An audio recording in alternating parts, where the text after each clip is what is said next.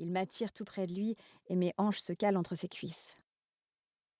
Mes jolis tours de fée sont ce que tu préfères chez moi, remarque-t-il, ses lèvres effleurant ma bouche.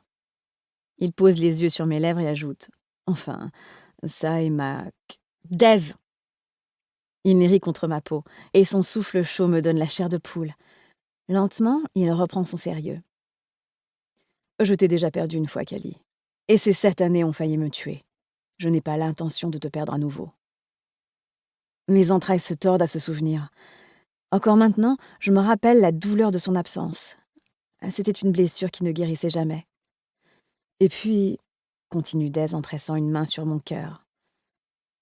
Est-ce que ça n'en vaut pas la peine? Il n'a pas besoin de préciser de quoi il parle. Sous sa paume, je sens la chaleur de sa présence. Pas seulement contre ma peau, mais en moi. J'ai l'impression d'être embrassée par la pâle lueur de la lune, comme si les étoiles et la nuit profonde reposaient sous ma peau. Et je sais que ça n'a aucun sens, mais c'est la vérité. Sa magie a même un son, une mélodie basse, des notes légères, tout juste hors de ma portée. Elle me fait éprouver la même excitation que je ressentais à la Peel Academy, quand le soir arrivait et que Dez apparaissait avec lui. Autrefois, nous étions des âmes sœurs séparées par nos mondes et la magie. Grâce au vin de lilas, nous ne le sommes plus. Le vin a eu d'autres bénéfices. Maintenant, j'ai la capacité de faire apparaître et disparaître à volonté mes griffes, mes écailles et mes ailes.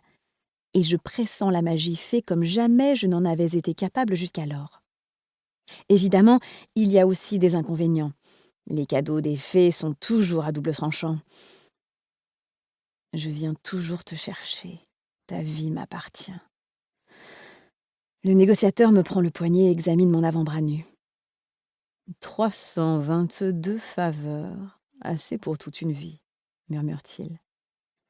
Je suis son regard. C'est bizarre de baisser la tête et de ne plus voir le bracelet du négociateur. Ma peau est plus pâle à cet endroit, et je dois admettre que mon bras me paraît nu, sans le poids de toutes ces perles noires. J'ai porté ce bracelet tous les jours pendant presque 8 ans, et il a disparu en l'espace d'une nuit.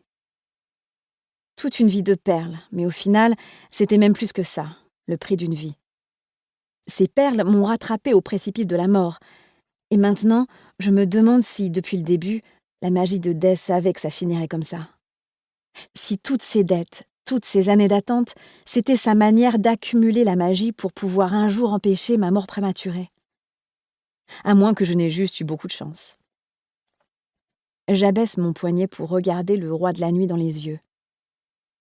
En laissant de côté ma colère, merci, articulai-je d'une voix rauque. Merci. C'est une bien piètre démonstration de gratitude pour ce que Dez a fait. Parce qu'au final, il m'a sauvée. Encore. Pour une fois, j'aimerais lui rendre l'appareil. Sa main se resserre autour de mon avant-bras et il porte mon poignet à ses lèvres pour y déposer un baiser. Ça veut dire que tu me pardonnes pour le vin de lilas? Ne pousse pas ta chance, fée. Chérubin, personne ne te l'a dit? Je ne me repose jamais sur la chance pour obtenir ce que je veux. Ma spécialité, ce sont les faveurs.